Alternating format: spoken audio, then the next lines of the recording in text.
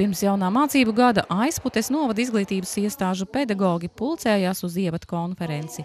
Kā dzīves skolotāji, tad jauno darba cēlienus sagaidot optimistiskā noskaņojumā. Esam gatavojušies, domājuši, lai bērnu skaits nemazinātos un arī, lai izglītības kvalitāte būtu tāda pat vai vēl labāka. Un esam šogad iegādājušies kabinetos jaunas mēbeles, protams, ne visos, bet iespēja robežās, vismaz dažos ir kaut kas jauns.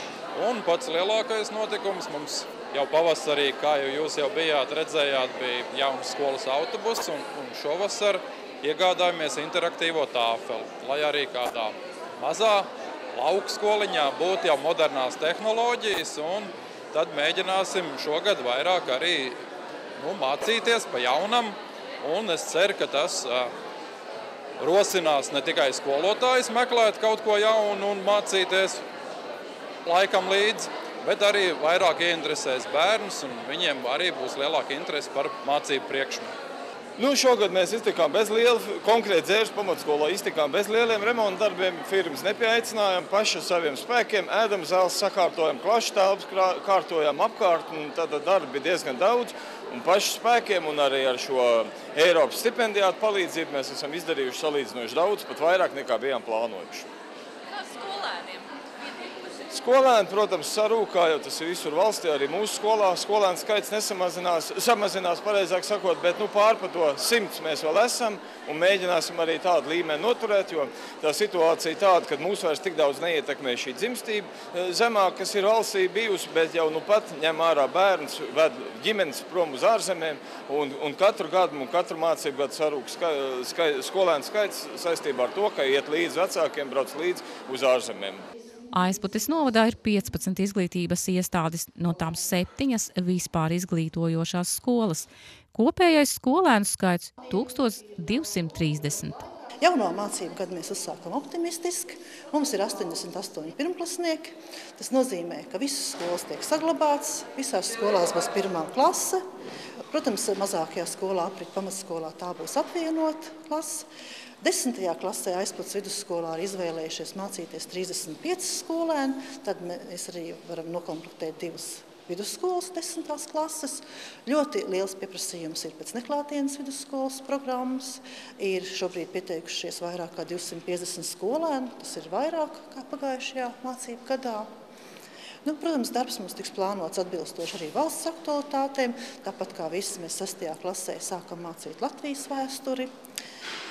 Lai arī šobrīd nav obligāti uzsākt angļu valodas mācību 1. klasē, bet Aizputes novadas skolās mēs ar direktoriem esam vienojušies, ka šo angļu valodu 1. klasē mēs piedāvāsim apgūt fakultatīvi.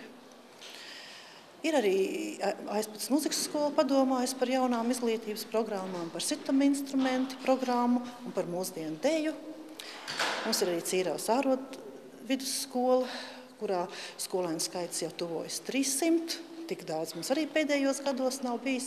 Šī skola domā par savu nākotni. Ir atvērta jauna specialitāte sekretārēm, kur ir liels pieprasījums.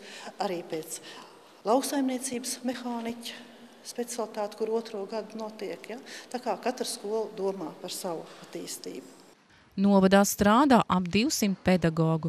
Šogad darba gaitas uzsāks viens jaunais speciālists Kalvenes pamatskolā. Ar pedagogu kadriem problēma nav jau vairāku gadu garumā. Pedagoģiskie kolektīvi ir nokomplektēti. Protams, mums būtu nepieciešams kāds ļoti labs angļu valodas speciālists, ja? Bet visi mācību priekšmeti, visas mācību programmas tiks uzsāktas un ar pedagogiem ir nodrošināti.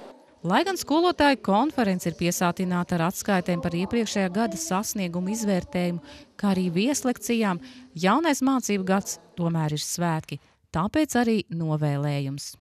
Aicinu uz sadarbību visos līmeņos skolotāji, skolēni, vecāki, jo bez šīs trīsvienības, sadarbības šajā trīsvienībā nekādas panākumus mēs veikt nevaram. Tas ir viss mūsu kopīgi darbs.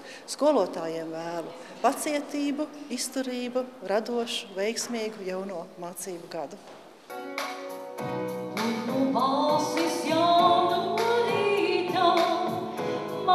Tevi uzspēlē, tā kā vecā